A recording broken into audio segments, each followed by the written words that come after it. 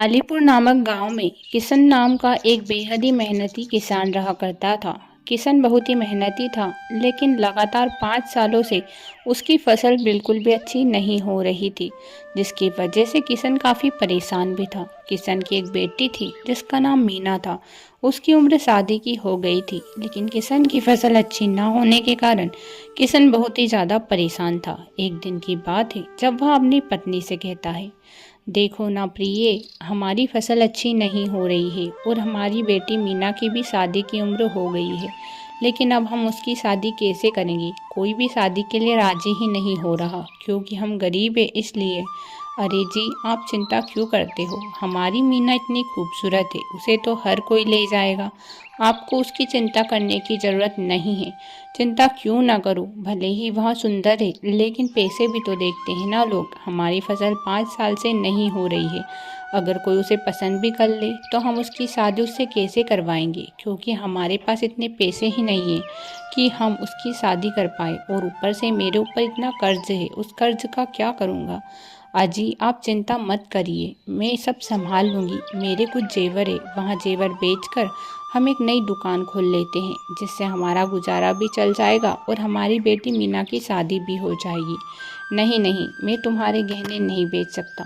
तुमने इतने दिनों से उन्हें संभाल कर रखे हैं ताकि बुरे वक्त में वह काम आ सके, लेकिन मैं उसे अब नहीं ले सकता, क्योंकि वह तुम्हारे हैं, तुम्हारी पूंजी है। मैं उसे नहीं बिगाड़ सकता। नहीं जी, हमारा बुरा वक्त अभी चल रहा है, इसीलिए तो मैंने उन्हें संभाल कर रखा है ना। आप चिंता मत करिए, मैं उन्हें दे दूंगी आपको, और आप एक अच्छी सी दुकान खोल लीजिए। उनको लगता है कि उसकी पत्नी बिल्कुल सही कह रही है, इसीलिए किशन अपनी पत्नी के जेवर बेचकर एक दुकान खोल लेता है। लेकिन कुछ ही दिनों तक वहाँ दुकान चलती है, फिर से दुकान ठप हो जाती है, जिसकी वजह से किशन फिर परेशान हो जाता है। देखो देखो ना प्रिय, तुमने मुझे पैसे तो दे दिए, लेकिन अब हमारी दुकान भी अच्छे से नहीं चल रही। अब हम क्या करेंगे? अब हमारा क्या होगा? कुछ समझ ही नहीं आ रहा। आप अब भी चिंता मत करिए जी, आप ना सेठ जी से कुछ पैसे उधार ले लीजिए। उधार पैसों से हम अच्छी ज़मीन खरीद लेते हैं, जिससे से हम अपना गुजारा चला लेंगे। सेठ जी मुझे पैसे नहीं देने वाले, क्योंकि सेठ जी को पता है कि मेरी फसल अच्छी नहीं हो रही है। ऊपर से इतने दिनों पहले का कर्ज, उसका क्या? मुझे तो समझ ही नहीं आ रहा कि अब मैं क्या करूं। समझ आए या ना आए, आपको एक बार सेठ जी के पास जाना चाहिए। तुरंत ही किशन सेठ जी के पास जाता और कहता है, सेठ जी, मेरी फसल अच्छी नहीं हुई है और मुझे कुछ पैसे की आवश्यकता है। अगर इस ज़मीन को खरीद कर मैं अच्छे पैसे कमा लूँगा तो मैं आपका कर्ज चुकता कर दूँगा। आप मुझे पैसे दे दीजिए सेठ जी। सेठ जी उसे साफ मना करते हुए कहता है, किशन, इतने दिनों से तुम कर्ज में डूबे हुए हो और ऊपर से तुमने दुकान खोल ली, वहाँ भी नहीं चली। मुझे तो विश्वास नहीं हो रहा कि तुम जो ज़मीन खरीदोगे उसमें तुम्हारी किस्मत तुम्हारा साथ देगी, क्योंकि तुम्हारी किस्मत तुम्हारा साथ कभी देती ही नहीं है। इसलिए मैं तुम्हें उधार पैसे नहीं दूंगा। किशन उसके सामने गिड़गिड़ाता है, लेकिन सेठ उसकी एक नहीं सुनता और उसे पैसे नहीं देता। उदास मन से किशन फिर अपने घर आ जाता है। यहाँ सब उसकी बेटी देखती है तो कहती है, पिताजी, क्या हुआ? आप इतनी चिंता क्यों कर रहे हो? क्या हो गया है आपको? क्या करूँ मीना बेटी, तेरी उम्र शादी की हो गई है, फसल अच्छी हो नहीं रही, दुकान खोली थी वहाँ भी ठप हो गई, गांव में कारोबार अच्छा चल ही नहीं रहा। अब मैं क्या करूँ मीना बेटी, तू ही बता। तेरा पिता तेरे लिए एक वर भी नहीं ढूंढ पा रहा और तेरी शादी भी नहीं करा पा रहा, जबकि तू तो हमारी सिर्फ एकलौती बेटी है। पिताजी, आप ऐसी बातें क्यों करते हो? मुझे इससे फ़र्क नहीं पड़ता। आपने मेरे लिए इतना कुछ किया है, वही मेरे लिए काफ़ी है। आपकी स्थिति अच्छी नहीं है और किस्मत साथ नहीं दे रही, इसीलिए तो यहाँ सब हो रहा है, मुझे पता है। लेकिन देख लेना पिताजी, एक दिन आपकी किस्मत आपका साथ ज़रूर देगी, और उस दिन जब देगी ना, तो वहाँ छप्पड़ फाड़ कर देगी। वाह बेटी मीना, तू कहे तो अच्छे शब्द रहिए, लेकिन यहाँ पूरे नहीं होने वाले, क्योंकि किस्मत ने कभी मेरा साथ दिया ही नहीं बेटा। उदास मन से किशन फिर अपनी पत्नी के पास जाता है और कहता है, देखो ना, मेरी किस्मत फिर मेरा साथ नहीं दे रही। सेठ जी ने मुझे पैसे देने से इनकार कर दिया। अब मुझे कोई रास्ता ही नज़र नहीं आ रहा। अच्छा जी, सेठ जी ने पैसे देने से मना कर दिया क्या? अब तो मुझे लगता है कि हमें दूसरों के घर में मजदूरी ही करनी पड़ेगी, तभी जाकर हमारा गुजारा बसारा होगा और तभी जाकर हमें कुछ मिल पाएगा। तुम कह तो सही रही हो, लेकिन मैं तुम्हें दूसरों के घर पर मजदूरी के लिए भी नहीं भेज सकता। मुझे कोई रास्ता भी नज़र नहीं आ रहा। मैं क्या करूँ प्रिय, मुझे कुछ बताओ ना। नहीं नहीं जी, ऐसा कुछ नहीं है। अगर मैं दूसरों के घर पर मजदूरी करने जाऊंगी तो उसमें कोई समस्या नहीं है, मैं चली जाऊंगी। मैं तुम्हें दूसरों के घर में मजदूरी करता नहीं देख सकता। किशन वहाँ से फिर चला जाता है। उसकी पत्नी भी कुछ समझ नहीं पा रही थी। उनकी स्थिति काफ़ी ज़्यादा खराब थी। एक दिन तो घर में राशन का सामान ही समाप्त हो गया था, जिसे देखकर उसकी पत्नी चिंता करने लगती है। हे भगवान, घर में राशन का सामान भी नहीं है। अगर यह बात इनसे कहूँगी तो यहाँ फिर से चिंता करने लगेंगे, इसलिए मैं इनसे यह बात नहीं कह सकती कि घर में राशन का सामान समाप्त हो गया। क्यों ना मैं पड़ोस वाली ममता से ही कुछ राशन का सामान ले आती हूँ, उसे मैं फिर से चुकता कर दूंगी। वह तुरंत ही पास में पड़ोस वाली ममता के पास जाती और कहती है, ममता, मेरा राशन का सामान समाप्त हो गया है और मैं तुम्हें जल्दी ही राशन का सामान दे दूंगी, लेकिन उसके लिए मुझे कुछ राशन का सामान दे दो। जैसे ही मेरे घर पर पैसे आएंगे मैं तुम्हें राशन का सामान फिर से लौटा दूंगी। मुझे पता है तुम्हारे घर में अब पैसे नहीं आने वाले, क्योंकि तुम्हारी फसल अच्छी होती ही नहीं है। और हाँ, दुकान खुली थी वहाँ भी ठप हो गई। अब तो मैं तुम्हें क्या ही राशन का सामान दूँ, सारे गांव वालों से तो कर्ज कर रखा है और तुम मांगती हो कि मैं तुम्हें राशन का सामान दूँ। मैं नहीं दे सकती। ममता उससे साफ मना कर देती है और फिर किशन की पत्नी अपने घर वापस लौट आती है। यहाँ सारी बातें किशन भी सुन रहा था। तुम उसके घर पर राशन का सामान लेने के लिए क्यों गई, जब तुम्हें पता था कि सारे गांव वाले हमारे खिलाफ है, कोई भी हमारी मदद करने को तैयार नहीं है। लेकिन तुम्हें उनके घर पर जाना अच्छा लगता है क्या? क्या करूँ जी, आपसे कहती तो आप चिंता करती, आपकी जेब में पैसे भी नहीं है तो आप राशन का सामान ला दो। तो फिर मैं क्या ही करूँ, मुझे कुछ समझ ही नहीं आ रहा था। तो मुझे लगा कि पड़ोस वाली ममता से ही मांग लेती हूँ, लेकिन उसने भी मना कर दिया। अच्छा ठीक है, अब मैं जंगल जाता हूँ, वहाँ से कुछ फल फ्रूट ले आता हूँ, जिससे ही अब हम हमारा पेट भर लेंगे। और तो हमें कोई रास्ता नज़र ही नहीं आ रहा। यहाँ कहकर किशन जंगल की तरफ चल देता है। जब जंगल में किशन जाता है तो उसे एक साधु महात्मा मिलता है। साधु महात्मा उसके पास आता और कहता है, अरे किशन, तुम तो काफ़ी ज़्यादा परेशान लग रहे हो। क्या हो गया है? तुम्हारे चेहरे पर इतनी उदासी क्यों है? अरे बाबा जी, आपने मेरा नाम कैसे लिया? मुझे तो समझ ही नहीं आ रहा, क्योंकि इससे पहले तो आप और हम कभी मिले ही नहीं। आपने मेरा नाम कैसे जान पहचान लिया? अरे किशन, मैं सब जानता हूँ। तेरे चेहरे पर जो मायूसी है उसके बारे में भी जानता हूँ, और तू उदास क्यों है यहाँ भी जानता हूँ। तेरी किस्मत तेरा साथ नहीं दे रही है यहाँ भी जानता हूँ। अरे बाबा जी, आपने तो बिल्कुल सही कहा।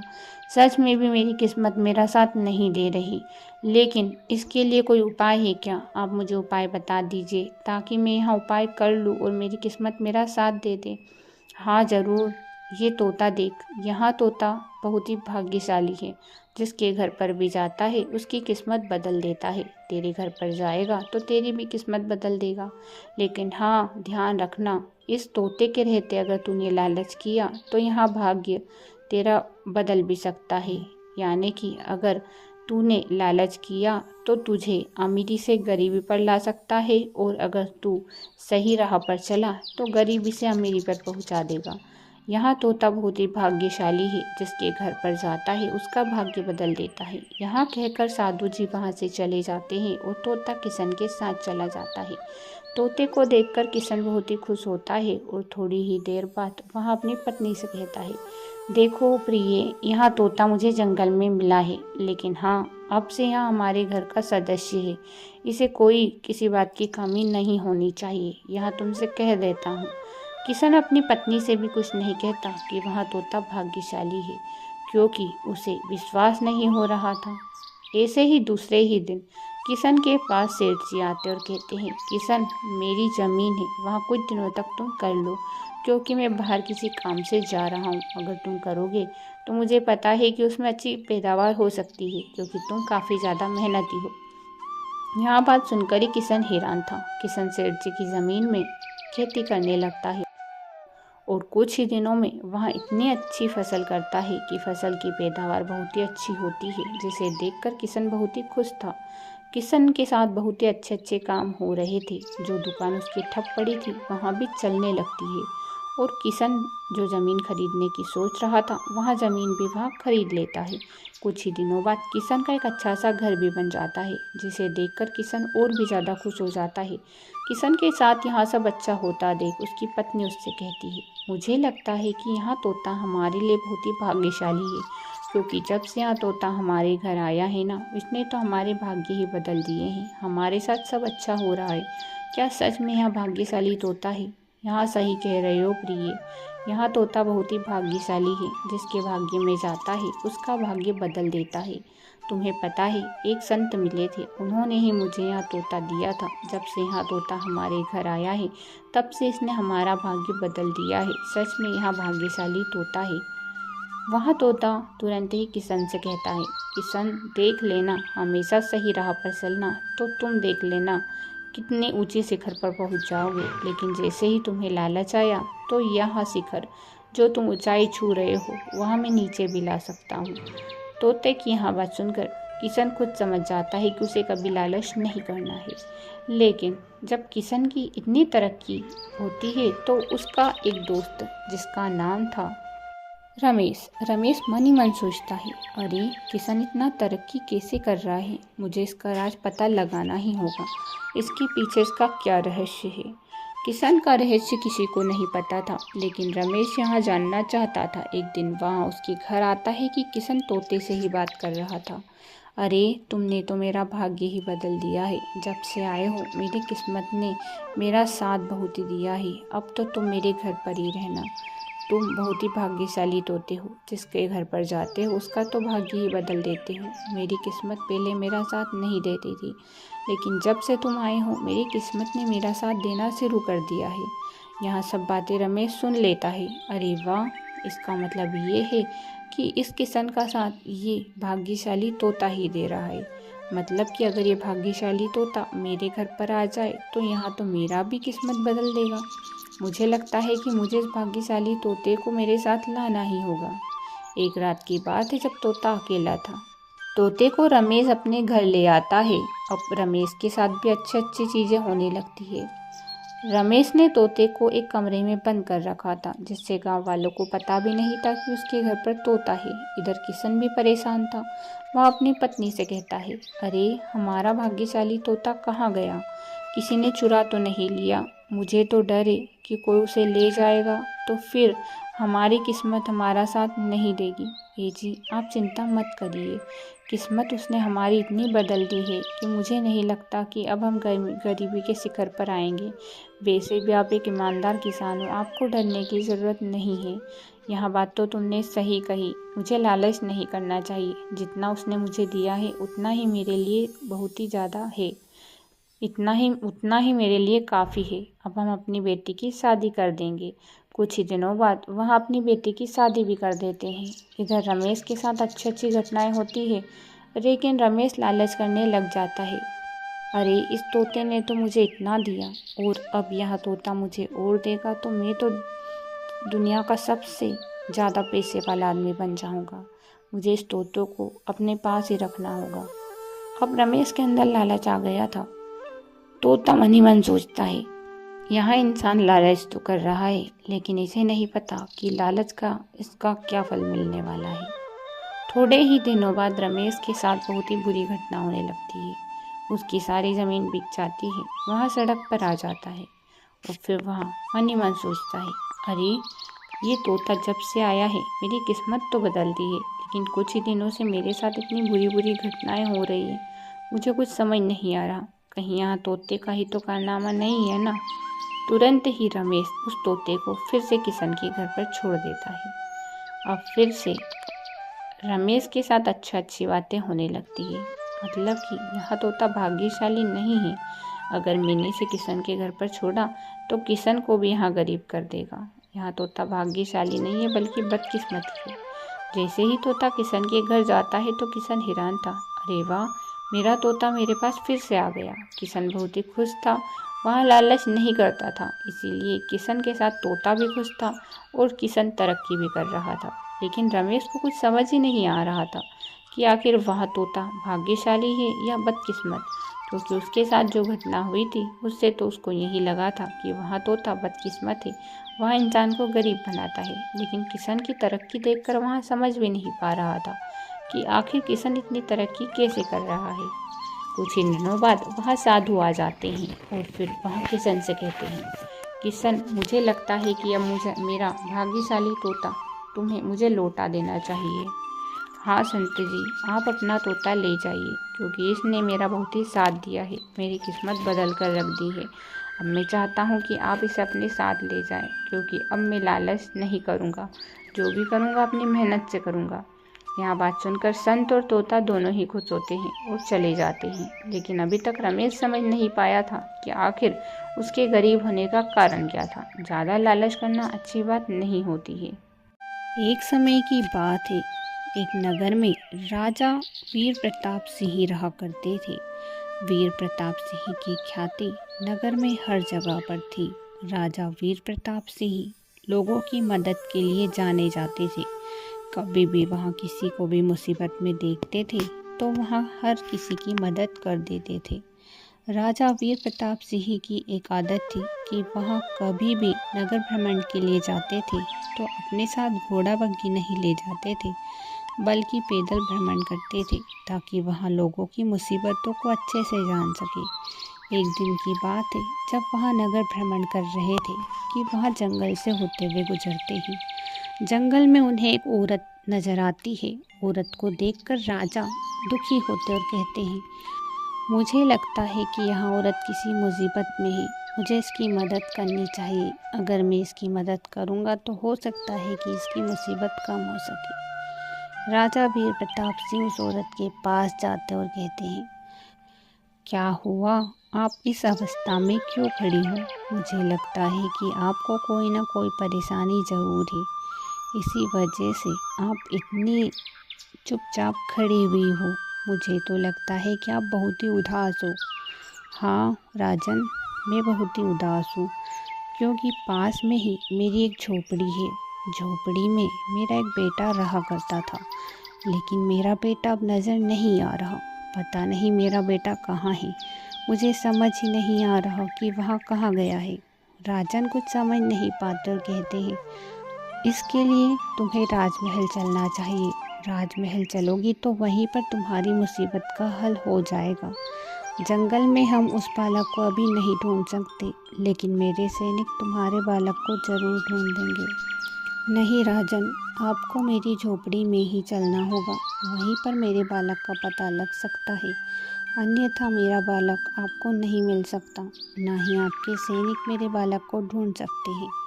अरे ऐसी कैसी बात कर रही हो आप? मेरे महल में हर समस्या का समाधान है, तो आपका बालक कौन सी बड़ी बात है? वहाँ भी कैसे न कैसे तो मिल ही जाएगा। नहीं राजन, मुझे पता है कि मेरा बालक आपको नहीं मिलेगा। आपको मेरे साथ महल नहीं, बल्कि मेरी झोपड़ी में चलना होगा। मुझे नहीं पता कहाँ है, लेकिन मेरे सैनिक से मैं कहूँगा तो आपके बालक को ज़रूर ढूंढ देंगे। नहीं राजन, आप झूठ बोल रहे हो। मुझे नहीं लगता कि आपको मेरा बालक मिलेगा, क्योंकि अगर मेरे बालक को ढूंढने की आपके अंदर इतनी ही उत्साहत होती तो आप झोपड़ी में रुक जाते, क्योंकि आज रात की ही तो बात है। अगर आप रुक जाओगे तो हो सकता है मेरा बालक आज रात को ही मिल जाए। राजा आश्चर्यचकित था, उस औरत की बात को वहाँ समझ नहीं पा रहा था, लेकिन वहाँ औरत भी प्रजा का एक हिस्सा थी, इसीलिए राजा उस झोपड़ी में रहने का विचार करता है। अगर यहाँ औरत इतना कह रही है तो मुझे इसकी झोपड़ी में रुक जाना चाहिए। अगर इसका बालक मिल गया तो इसे बड़ी ही खुशी होगी। वहाँ उस दिन उस झोपड़ी में ही रुक जाता है। दूसरी सुबह होते ही राजा अपने महल को वापस लौट जाता है, लेकिन राजा को नहीं पता था कि उसके ऊपर कितनी भारी मुसीबत आने वाली है। जब वहाँ राजमहल को वापस लौटता है तो दूसरे ही दिन वहाँ औरत भी उस महल को पहुँच जाती है और राजा पर इल्ज़ाम लगाते हुए कहती है, राजन, आपने मेरे साथ बहुत ही गलत किया। आप कितने गलत हो यहाँ तो बात मुझे पता ही है, लेकिन मैं चाहती हूँ कि यहाँ बात आप प्रजा को भी बता दें कि आप कितने गलत हो। आपने मेरे साथ गलत किया है। आपकी रानी के होते हुए भी आपने एक रात मेरे साथ गुजारी है, इसीलिए अब मेरा यही हक बनता है कि मैं इस राजमहल में रुकूं। राजा हैरान था कि उसके ऊपर इतना बड़ा कलंक लग गया था। जो राजा किसी को गलत नज़र से नहीं देखता था, उसी राजा के ऊपर आज इतना बड़ा कलंक लगा था। सारी प्रजा हैरान थी राजा के बारे में। उन्होंने आज तक ऐसी बातें नहीं सुनी थी। सभी औरत को गलत ठहराते हैं। तब एक मंत्री कहता है, अरे आप ऐसा कैसे कह सकती हो? हमारे राजा कभी ऐसा नहीं कर सकते। वहाँ किसी पराई स्त्री के साथ एक रात नहीं गुजार सकते। हमें उन पर पूरा विश्वास है। अगर आपको भरोसा नहीं होता तो आप खुद राजा से ही पूछ लीजिए कि उन्होंने मेरे साथ एक रात गुजारी या नहीं। राजा हैरान था, लेकिन अब वहाँ झूठ भी नहीं बोल सकता था। मंत्री के सामने ही वहाँ हामी भरते हुए कहता है, हाँ मैंने तुम्हारे साथ एक रात गुजारी है, लेकिन इसका मतलब ये न बिल्कुल भी नहीं है कि तुम्हारे साथ मैंने कुछ गलत किया हो। मैंने तुम्हारे साथ कोई भी गलत नहीं किया है। वहाँ मेरी मजबूरी थी उस रात को तुम्हारे झोपड़ी में गुजारना। आपकी ऐसी कौन सी मजबूरी थी राजा, जो आपने एक रात मेरे साथ गुजारी? प्रजा को आपको बताना ही होगा। आपने मेरे साथ बहुत ही गलत किया। आपका तो कुछ नहीं हो रहा, लेकिन मेरे ऊपर कितना बड़ा कलंक लगा है आप सोच भी नहीं सकते। अब चाहे जो भी हो जाए, लेकिन मैं आपके राजमहल में ही रुकूंगी। मेरी मजबूरी नहीं है, बल्कि यहाँ मेरा फैसला है। मेरे साथ जो गलत हुआ है उसका बदला तो मैं लेकर ही रहूँगी। अब मैं इस राजमहल में ही रुकूंगी। राजा हैरान था, लेकिन अब वहाँ कर भी क्या सकता था। वहाँ उस औरत को उस महल में ही रख लेता है। राजा को सभी गलत समझते हैं कि राजा एक गलत है, लेकिन राजा को अपनी बेगुनाही का सबूत देना था, इसीलिए वहाँ सोचता है चाहे कुछ भी हो जाए, इस औरत ने मेरे ऊपर इतना बड़ा कलंक लगा तो दिया है, लेकिन इस कलंक को मुझे अपने ऊपर से उतारना ही होगा। इसके लिए मुझे कुछ न कुछ तो करना ही होगा। प्रजा की नज़र में अब राजा गलत हो चुका था। हमारे राजा कितने गलत हैं। उन्होंने उस औरत के साथ कितना गलत किया। वो तो भला उस औरत का जो उसने हमें सच्चाई बता दी, वरना राजा की सच्चाई तो कभी भी हमारे पास आती ही नहीं। अरे हाँ, सही कह रहे हो। राजा की सच्चाई किसने जानी थी कि हमारा राजा इतना घटिया भी हो सकता है। लेकिन अच्छा हुआ उस औरत ने हमें राजा की सच्चाई तो बता दी। हर तरफ सिर्फ राजा की बुराइयां ही चल रही थी। राजा जो अच्छे काम करता था वहाँ सभी लोग भूल चुके थे, लेकिन राजा के साथ जो गलत हुआ था वहाँ किसी को पता भी नहीं था। वहाँ औरत किस मकसद से महल आई थी यहाँ किसी को नहीं पता था। एक दिन की बात है जब औरत रात को कहीं बाहर जा रही थी।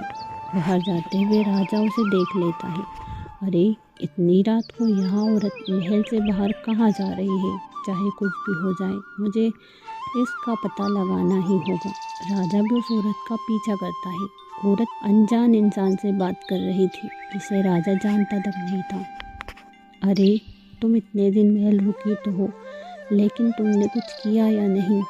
हाँ हाँ, मेरा अब एक ही मकसद है, महल को हड़पना। चाहे जो भी हो जाए, महल अब सिर्फ मेरा ही रहेगा। जिस तरह राजा ने अपने सौतेले भाई को वहाँ महल नहीं दिया है, लेकिन अब चाहे जो भी हो जाए मैं उस महल को हड़प कर ही रहूँगी और मैं अपने पति का बदला लेकर ही रहूँगी। राजा कुछ हैरान था, ये मेरे साथ हो क्या रहा है? कौन सा सौतेला भाई जिसे मैंने महल से बाहर निकाला है, और यहाँ उसकी वो स्त्री है जो मुझसे बदला लेने के लिए आई है। राजा अपने महल वापस लौट जाता है और वह मंत्री से पूछता है, यहाँ औरत मेरे सौतेले भाई की पत्नी है, लेकिन मेरा सौतेला भाई कौन है मैं खुद नहीं जानता। मैंने उसे महल से कब निकाला? ये सब क्या हो रहा है मंत्री? मैं हैरान हूँ, मुझे कुछ समझ नहीं आ रहा। राजन, आपको पता नहीं है, आपके पिता का एक सौतेला भाई था जिसे आपके पिता ने महल से बेदखल कर दिया था। उसके बाद वहाँ कह कर गया था कि इसका बदला मैं लेकर रहूँगा। मुझे लगता है कि यह स्त्री उसी सौतेले भाई की पत्नी है जो बदला लेने के लिए आई है। लेकिन इसमें आपकी कोई गलती नहीं है राजन, इसमें आपके पिता की गलती है। जो कि पिता को आधा हक उनके सौतेले भाई को देना था, लेकिन उन्होंने यहाँ नहीं किया और सारा राजमहल हड़प लिया। जब राजा को यहाँ बात पता चलती है तो वह तुरंत इस औरत के पास जाता और कहता है, मुझे सब पता लग गया है, तुम मेरे पिता की सौतेले भाई की पत्नी हो और मुझसे बदला लेने के लिए आई हो। लेकिन इसमें मेरा कोई हाथ नहीं है। मेरे पिता ने ही उनके सौतेले भाई को घर से निकाला था, लेकिन मुझे इस बात का अभी पता लगा है।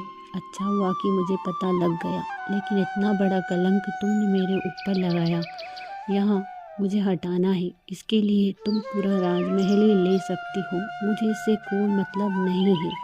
लेकिन हाँ, तुम्हारे साथ भी गलत हुआ है, इसके लिए मैं क्षमा मांगता हूँ और मैं और तो सिंहासन भी तुम्हें देने को तैयार हूँ। जब वह औरत यह बात सुनती है तो उसे अपनी गलती का पछतावा होता और कहती है, मुझे माफ़ कर दो राजन, तुम जैसा नेक राजा इस प्रजा को नहीं मिल सकता। चाहे मैं राजगद्दी संभाल लूँ, लेकिन तुम जैसा राजा कभी नहीं बन सकती। मैं आज के बाद से कभी भी राजमहल हड़पने की बात नहीं करूँगी। वैसे भी मेरे पति की मृत्यु हो गई है और मैं खुद ही कैलाश पर्वत पर जाने वाली हूँ। लेकिन मैं सिर्फ अपने पति का बदला लेना चाहती थी। लेकिन मैं तुमसे क्या बदला लूँ? जो इंसान इतना अच्छा है उससे क्या बदला लिया जा सकता है? बदला तो मुझे तुम्हारे पिता से लेना था, जो कि मैं नहीं ले पाई। लेकिन तुम जैसे नेक इंसान से मैं बदला नहीं ले सकती। यहाँ कहकर वह औरत वहाँ से चली जाती है। सारी प्रजा को यहाँ पता चल जाता है कि राजा नेक था, उसने कोई गलत नहीं किया था। प्रजा फिर से राजा को वही प्यार और सम्मान देने लगती है जिसका वह हकदार था।